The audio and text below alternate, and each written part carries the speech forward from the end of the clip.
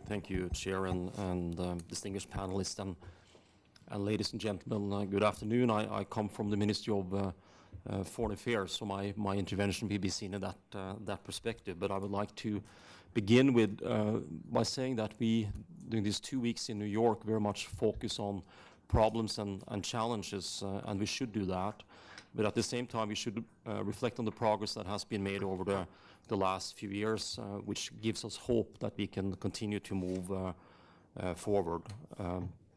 Today we have a situation where 9 out of 10 children in the world are enrolled in primary school, something that I think it would have been hard to convince most of us would have been possible when the Millennium Development Goals were established in 2000. Never before has the world seen such a rapid increase in the number of children in education. And major progress has also been made in reducing the gender gap in schools. I think now 98 girls per 100 boys are enrolled in the first years of school. But when we go to the secondary level and beyond, we see that we have continued to have huge challenges. The girls' participation drops quite dramatically. Girls' equal participation in education is not only a human right, it also contributes to economic, social, and democratic development. To extend schooling beyond primary school is among the most profitable investments a country can make. Education provides skills that qualify people for jobs and create business opportunities. And we should remember that in many developing countries, people have to create their own employment opportunities. The inherent dynamics of economic activity result in income to the private sector, revenues to the state, and broader economic growth. Investing in education enhances our efforts for development and can be a real game changer in the fight against poverty. Investing in a girl's education is the ultimate weapon in this fight. We do know that when you invest in a girl's education in a developing country, she feeds herself, her children, when she gets to be that age, her community, and her nation, and charts a path towards a better world in which human rights are hopefully more respected. UNESCO's Director General, Irina Bokova, has said, when girls are educated, livelihoods are improved, economic growth is increased, and civic responsibility is enhanced. An efficient education is needed to provide access to knowledge, but also in order for people to assert their rights and to contribute to a more democratic and sound development of their societies. However, deep-rooted inequalities result in unequal access to education. Of 750 million illiterate people in the world, 2/3 are women.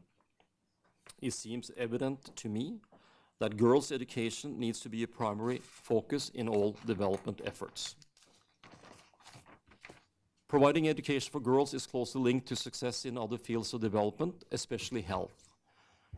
Educated young women have smaller families and healthier children and are more likely to send their children to school.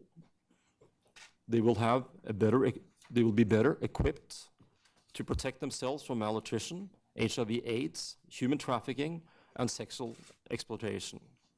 9 out of 10 pregnant teenage girls in the world are married. If a girl finishes her secondary education, the danger of her becoming a teenage mother is reduced by 60%. She will get married later, have fewer children, nourish them better, and she will be more likely to get paid work. In war, conflict, and natural disaster, where development is halted and people suffer, girls suffer the most. Girls with disabilities are most vulnerable of all. However, we need to remember that women and girls must not be seen as primarily as victims. They also represent an untapped resource. They have the right to protection, but equally importantly, they have the right to equal opportunities in the most straightforward sense of the word. Education for girls represents a key to their empowerment and to the achievement of their rights. Something typical for countries that succeed to develop health and education services is that they have prioritized these sectors in their own budgets. National ownership is essential in order to coordinate international and national resources and provide clarity for how and where efforts should be focused. National ownership is a key principle for successful development. The Norwegian government plans to increase its investment in education and development significantly. We have already done so by 15% for the current budget year. Over the coming years, we will strengthen our efforts to secure quality education for girls and young women. We believe this is one of the most efficient contributions we can make to sustainably develop, to democratize, and for participation of women in all sectors of society. It is also a tool against poverty and equal opportunities for all. Before I finish, I would just like to say something about the issue of quality education, which is something that we are very concerned about and something we share with everybody else. But the complexity of the challenge is something that has struck me as we look to increase our investment in education and particularly education for girls. We talk about the quality of teachers is an absolutely necessity. Children, girls and boys must exit the educational system with the qualifications that make them either employable or able to create their own employment. However, it's a huge challenge, and I would like to challenge all of you to come up with ideas on this, because I lived in Kenya for a while, and there's a report made by the World Bank in 2013, so it's quite recent, called Education and Health Services in Kenya, Data for Results and Accountability. And to me, it was quite striking to read about some of the challenges, because Kenya is one of the countries in Eastern Africa with a fairly significant investment in education. And in Kenya, for every 100 teachers, 55 will be in class and teaching at any given time. But it's 45 teachers will then not be in class and teaching. And to me, it was very striking to read about who these people are who are not present in class and teaching. And I'll just quote this report for you. The teachers who are most likely to be absent from class, they are teachers with seniority, who are better educated, more experienced, and who reside in the district where they teach. Just the opposite of what I thought was the case. I thought the people who were from the district, who got an offer of continuing their education, would be more dedicated to teaching in the class, but the ones who are the best at attending or coming to the classroom are teachers who are female, younger, less experienced, and on short-term contracts. So I mean, it basically turned my impression of the challenge around. So very much look forward to hearing your views. Thank you.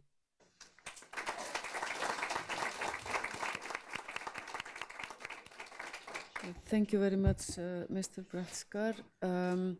I'm now going to give the floor over to the audience, so we will open up for questions or comments to the panelists.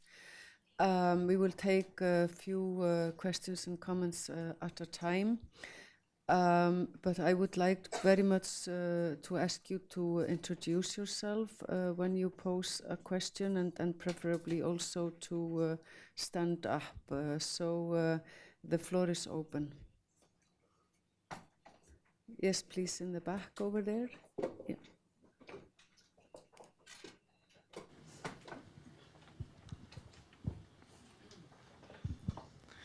Thanks a lot. Antonia Wolf is my name. I represent Education International, the World Organization of Teachers, and I have two questions.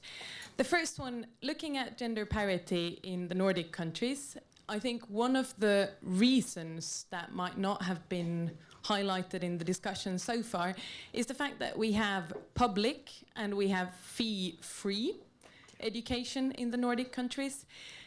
Looking at the post-2015 debate, there's been scary tendencies to talk about affordable education rather than free education. So I'm looking at the ministers here, and I'm wondering whether there's a minister or a country that would be interested in taking some leadership on the issue of free and public quality education for all.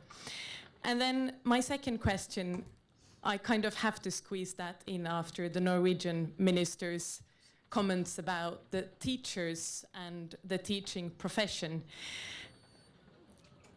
As the global representative of teachers, I'm certainly not standing here saying that all teachers are doing absolutely fantastically, but I wish the minister also recognized that we speak about a broad range of factors.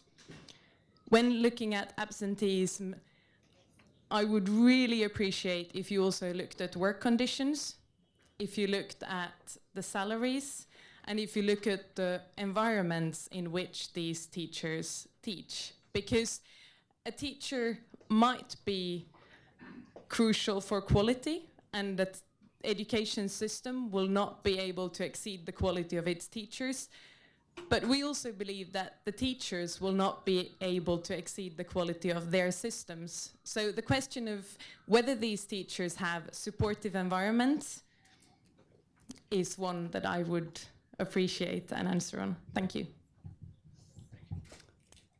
Thank you very much. Please. Yeah, my name is Semrika Sogad, and I'm from Liberia, a disabled advocate. I listened to some of your presentation, and there was only one person mentioned disabled people. So I would like to say, persons with disabilities in Liberia, in Africa as a whole, we are the more vulnerable people, and we are being marginalized, discriminated.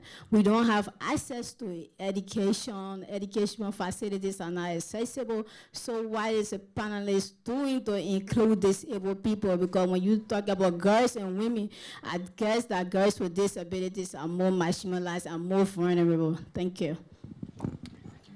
Thank you. We have two over there and one over here also.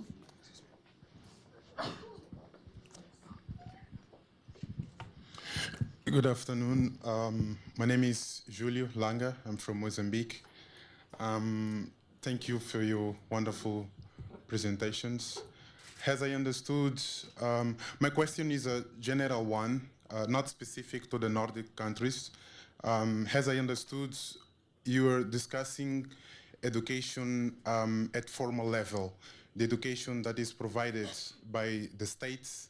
But I think in most of developing countries, there are also strong structures of informal education. And we as activists, we often ask ourselves what sector of education actually shapes more the identity of girls and boys, you know, in our contexts. So my question to the panel is, looking at the post-2015 discussions, how do you think the post-2015 agenda should address issues of formal education? Just to give you an example, in most of our countries, we have these initiation rites, and it is common, for instance, for girls to be removed from schools so that they can take part in initiation rites, for instance, just to give you one example. So my question to you is, how do you think issues of informal education structures should be addressed? Thank you very much. Thank you. Next. Hello, my name is Silje Karine Motka. I'm a member of the Executive Council in the Norwegian Sami Parliament. My question goes especially to the Norwegian minister, deputy minister, and also the Finnish minister and the Swedish minister. The Sami people, we have common challenges within the Nordic countries. And one challenge specifically is the lack of school material And I know there is recently established a common work group that is to evaluate and ensure the development of or the coordination of the development within with regards to the school books, the Sami school books. And I would like to say that it is also crucial that the Sami children obtain education that address also their Sami cultural background and also their language. We have a challenge with regards to the Sami pupils that are living outside of Sami communities. So we have to develop better solutions for distant teaching with the use of new technology. So I would like to hear the minister's view on ensuring the indigenous perspective in the educational systems in the Nordic countries. Thank you. Thank you very much. I'm going to give the floor now to Minister Sarin because I understand you have to leave. So I'm going to give the floor to you before I take more questions. Please, you have the floor. Okay. I think about the indigenous people. Before, in my former life, as a Minister for Nordic Affairs, I'm not that anymore. I'm sorry about that, but I've got a good colleague there. I don't know about the Norwegian Sami problem, but I know that in the Nordic perspective, that we reach out for all people. We have the same thinking from Denmark, about people from Greenland and Faroe Island and so on. So we are quite aware about that. But I would just like to thank all of you, and especially Madam Pomsili, for the great work that you're doing. And as we said earlier, we had a meeting, and we have been promising you, and actually we didn't have to say it because I think that you know it, that all the Nordic countries will support you all the way in the effort of having some post-2015 goals, but of course the struggle for gender equality. And it is unfortunately something that we have to really be aware of. Normally I'm a very positive man, but yesterday when I talked to Egypt, I had a meeting with them, and they told me that that just 1 year with the Muslim Brotherhood really made a very big backlash for women's rights in Egypt. Now child marriages are really going forward right now in the rural areas. The same as genital mutilation also, because the rural people, they listen to their leaders, and they have said that it is okay. So my point is that we have to look forward, but we also have to look around us and see what is happening, because many things are positive, but unfortunately we are also seeing very big backlashes many places for women, but also for LGBT persons. So we have to keep up our work, and as they say in Denmark, we have to sleep with our boots on. So I will do that with my colleagues. Thank you very much. Thank you very much, Minister Sarin. I'm going to allow about 2 more questions before we, so I have people over here, please, if you would, the gentleman over here.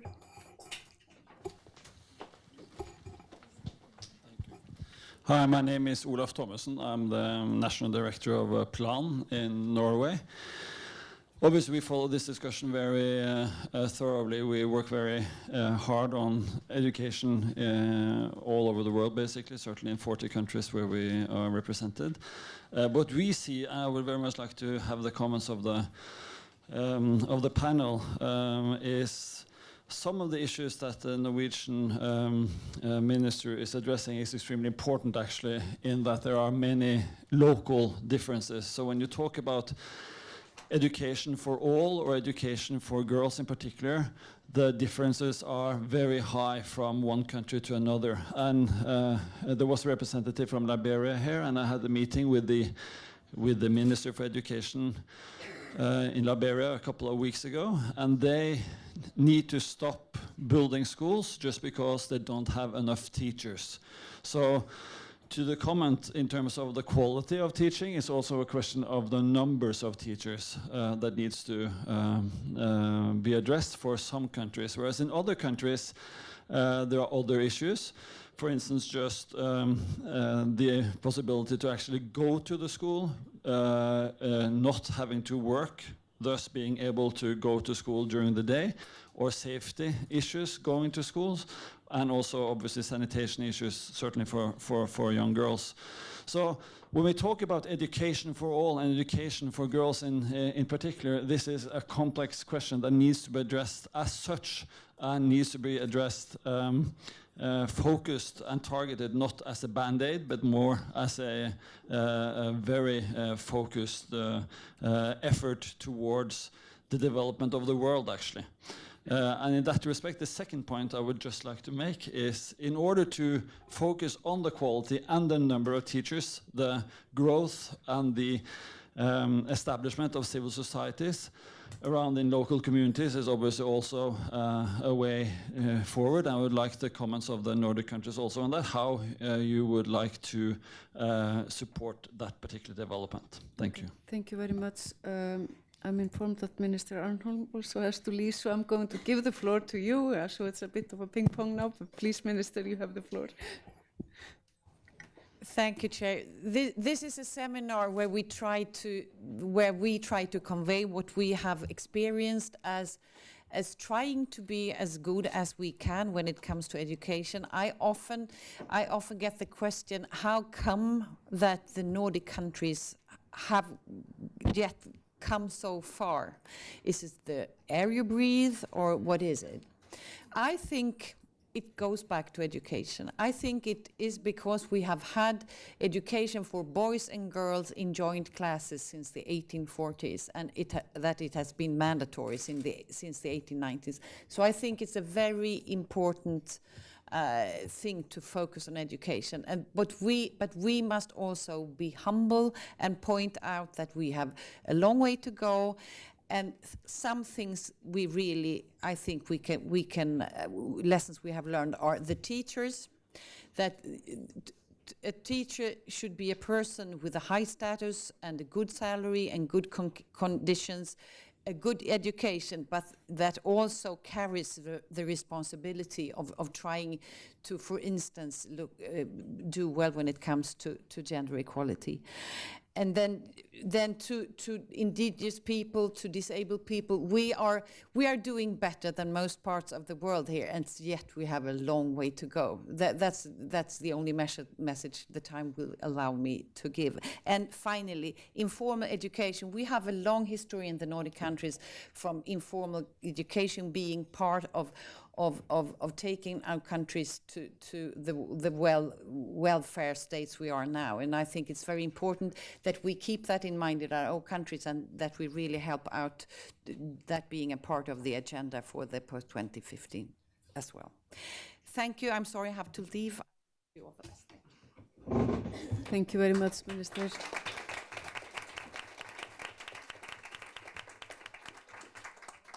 I noticed that we are a bit pressed for time, so I am going to actually, I will not take more questions or comments, but there will be opportunities maybe after the meeting to approach some of the panelists. So I'm going to, maybe if I give the floor first to the Finnish minister, and then we go, please. Thank you, Madam Chair. First of all, there was direct question for Finnish, Swedish and Norwegian minister about the Sami people. In Finland we have 3 different Sami language, which means that it's even more complicated to give the teaching in mother tongue. We have a few things we have done which is very important for us. The first of all, in Sami area, of course, you have a possibility of a teaching in your mother tongue. But most of the Sami people lives outside the Sami area in Finland, and I'm coming from Helsinki, our capital, and that's, as a matter of speaking, the biggest biggest city for Sami people in Finland, like 1,000 kilometers away from Sami area. So what we have tried to do, we have tried to have more video teaching, that you can have lessons in your Sami language, one of the 3 languages outside the Sami area. And other thing which is very important is for in the kindergarten we have thing called the language bath, or something that even though the teachers speaking Sami language and the children could be in the kindergarten where they use just Sami language. So, and we have we have increased the financial resources especially for the Sami children living outside the Sami area, for the kindergartens and so on. So it's much we have to do, but it's much we have tried to do as well. Then to more like global issues. First of all, as some of you might know, the Finland get from comprehensive school pretty good PISA research results, and there is 2 reasons I think which we should learn all around the world. First is that the school should be free and public for everyone. It should be free and public for boys and girls, and everybody should study same issues in comprehensive schools, same curriculum, same issues, same things. That's the most important to do in every country. Other is that teachers should have high education. The high education for teachers, that's the key for the better results with the girls and with the boys. And the third thing I would like to mention is about a little bit different thing which the representative from Norway in the public took up. It's the sanitation questions.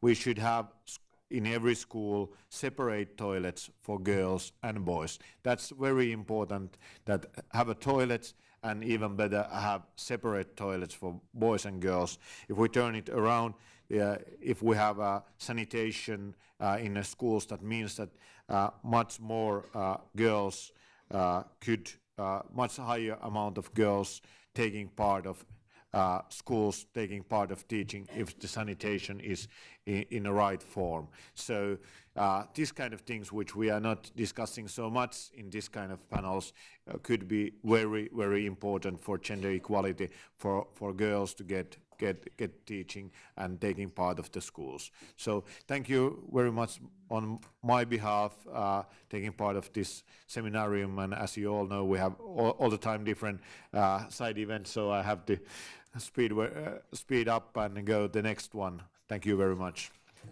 Thank you very much, Minister Annemaki, and I now give the floor to Madam Lambo Nguka. Please, you have the floor. Thank you. I also want to support the issue of free, public, quality and gendered education. I think in the post-2015 we need to address all of those things together, because access to education by itself does not address the issue of education as a transformative intervention in public and in the life cycle of a person. In fact, it can reinforce stereotypes. So we need to address what education does to a person. And I think on the issue of teachers, the tension in countries where children go to school hungry, and the teachers sometimes have to take money to give to the children to eat something. The issue of the conditions of service of teachers becomes a lower and a lower priority to some extent, because in the village, the teacher is seen as someone who already has a better life.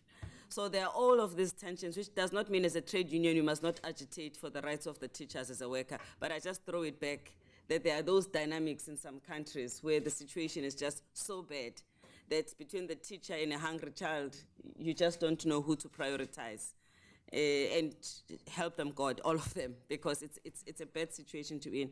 And on the issue of culture, of informal education, I think that it would be good that we close the gap between the formal and informal education as much as possible, because informal education does a lot of socialization and entrenches certain value systems.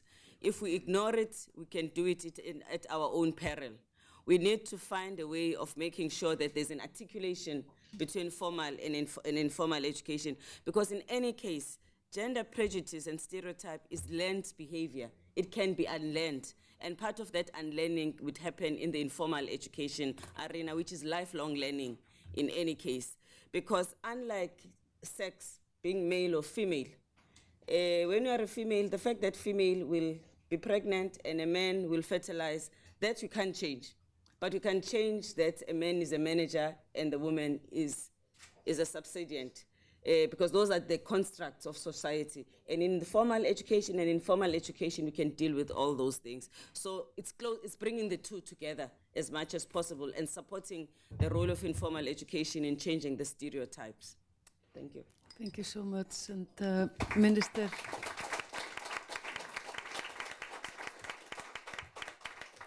Go to Minister Harðardóttir, please. Thank you.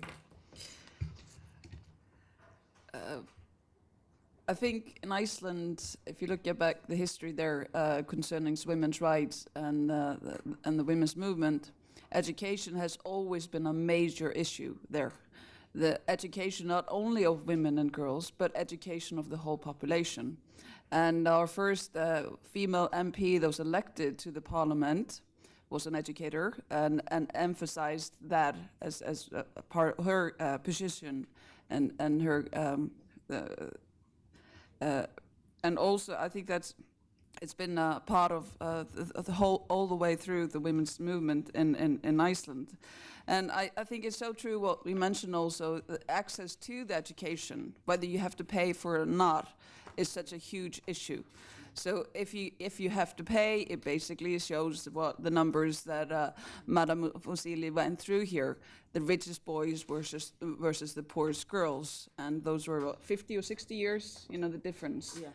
So you have to be able to offer education free. Simple as that. And also when it goes up to, we mentioned the comprehensive education, but when we go up to, technical schools or the universities, you also have to have a system to help people to go through and get, your the education that you do need when you go into the labor market. So that's a big issue, and it's something that's continually discussed in Iceland. For example, the student grants, the student loans, and the system concerning that. The quality of the teachers is always going to be important. We need good teachers.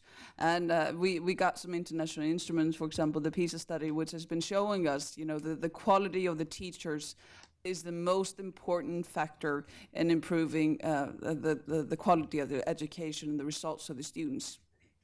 You can have bigger classes, just as you pay the teachers higher salary and they have better education. So as shown, for example, in Finland, which has been the top of the PISA study for years, that they have bigger classes, they have longer education for their teachers, they pay them better, and they get better results. So, let's do that. I also wanted to, even if it wasn't directly mentioned here by you all, but things that Maria and Manu were also mentioning have to do with the social norms that each one of you, of us, brings with you into the classroom, into the choices that you make concerning your education.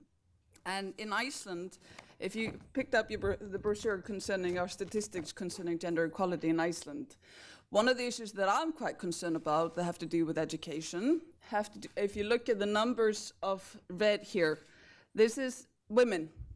Women are basically taking over higher education in Iceland. Up to 60 or 70% of women that will be graduating from universities, of the persons who will be graduating will be women. And when we talk about gender equality, we mean gender equality. We're not talking about female equality or that we're working towards equality for women, but we're also saying that we want the balance. So it's when we were not allowing, and when we are not in the world allowing women to get educated, that is a loss for that society, it's a loss for the whole world. But the same goes for men. If we're not educating our men as we should be, that is also a loss. So that's one of the issues that we need to discuss also, how these social norms are influencing men's choices and women's choices.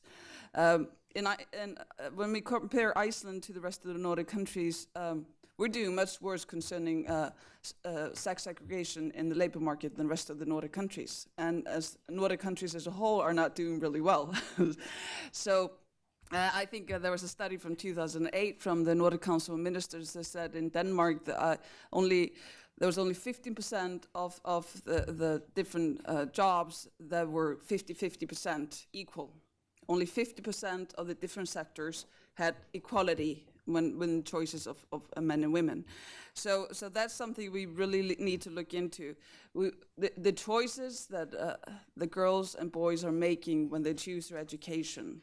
Why do we not get more boys to choose to become nurses? In Iceland, we haven't had even one man that has chosen to become midwife.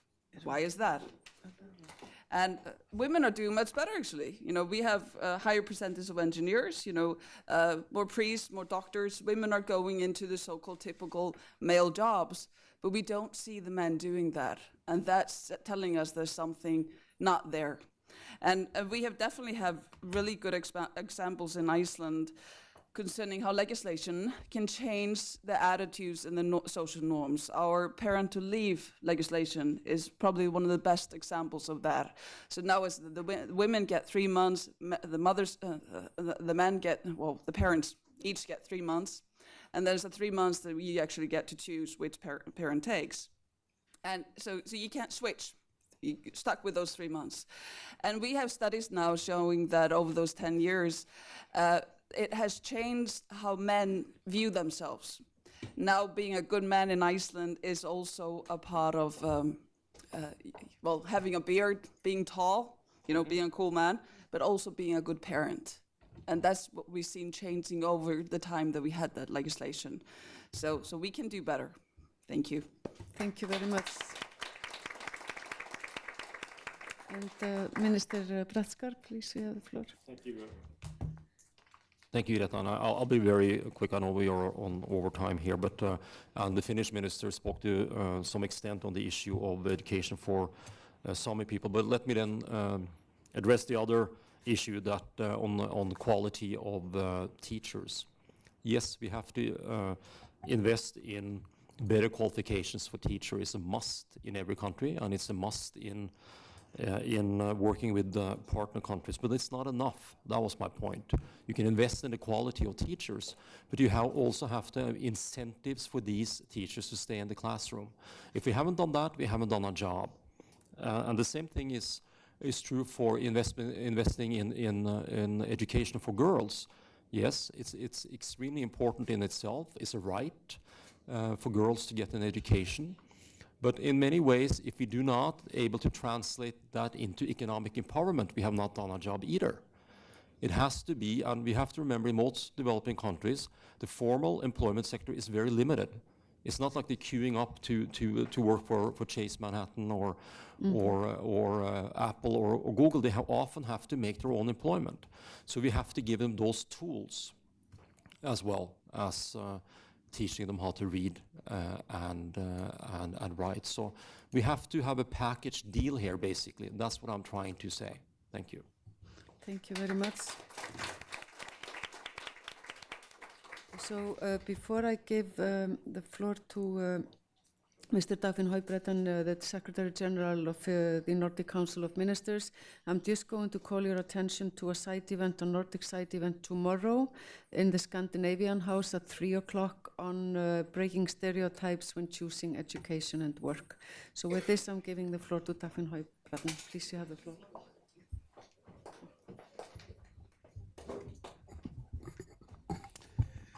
Ladies and gentlemen, Undersecretary, General for the UN and the remaining ministers, to all of you, thank you very much for this very fruitful discussion. It has been a great honor for the Nordic Council of Ministers to host these side events during the CSW over the last few years, and we highly appreciate your participation at this event, Madam Executive Director of UN Women. The ministers here represent countries that are major funders of UN Women. I think they account for approximately 43% of the budget. So thanks also to the governments for that support for this cause. The Nordic Council of Ministers is the international organization of the 5 Nordic countries and the independent areas in the Nordic region. We make use of the added value of proximity. We are close to each other. We're neighbors geographically. We're close to each other also when it comes to culture and history. And what you have seen here today are ministers talking about gender issues with some sort of the same voice. And that is no coincidence, because this year we mark the 40th anniversary of the cooperation between the 5 Nordic countries in the area of gender equality. These governments, these countries have been working together through common projects, through discussions and deliberations, through learning from each other, to challenging each other in the framework of the Nordic Council of Ministers over 40 years, since 1974. What you have seen here today are ministers that take pride in their achievements, but also speak with great humility and openness about their shortcomings and even failures. I think that is a very true example of what we will call the Nordic brand and of the Nordic values that we represent. Today we have mainly discussed gender equality in education and the labor market in a Nordic perspective, and I would like to emphasize that cooperation has been and still is of mutual benefit for the Nordic countries and areas. Gender equality in the labor market and gender equality in education are strongly interlinked.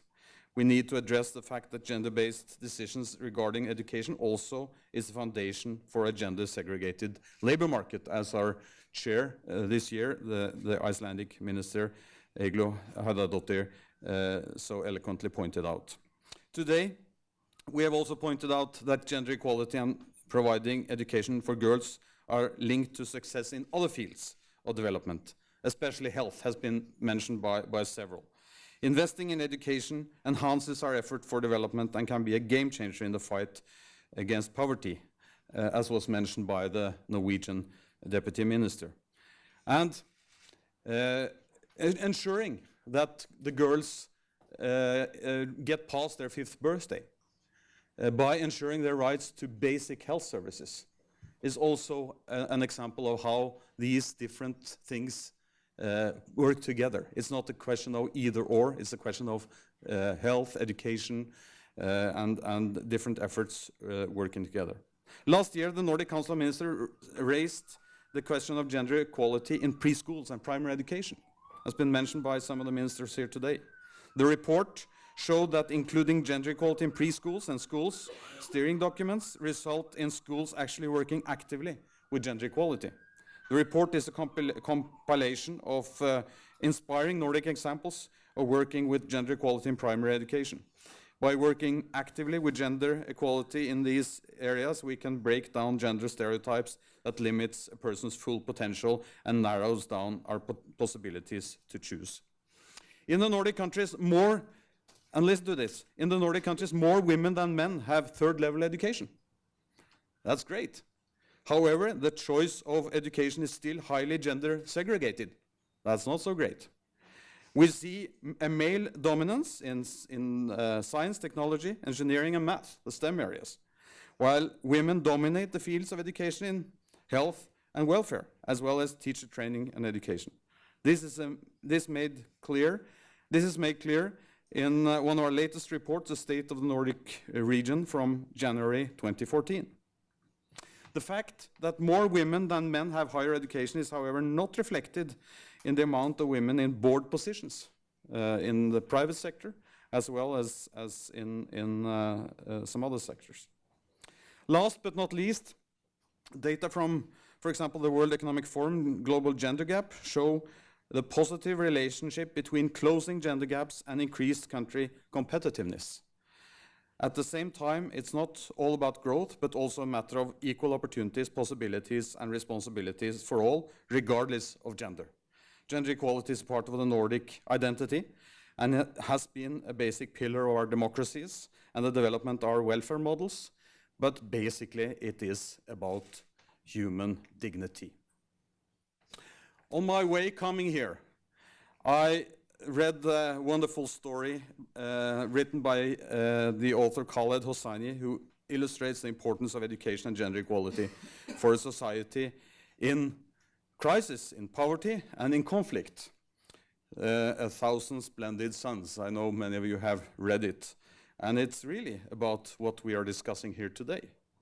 And I just, as a father of 2 girls and a grandfather of 3 girls, I love this phrase. I want to share it with you just as a closing here today, where the father, a very wise father, Bobby, tells his daughter, Laila, these very important words.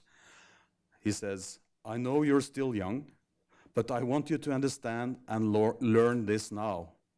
Marriage can wait. Education cannot. You're a very, very bright girl. Truly you are. You can be anything you want, Laila. I know this about you. And I also know that when this war is over, Afghanistan is going to need you as much as its men, maybe even more. Because a society has no chance of success if its women are uneducated, Laila. No chance. Thank you very much.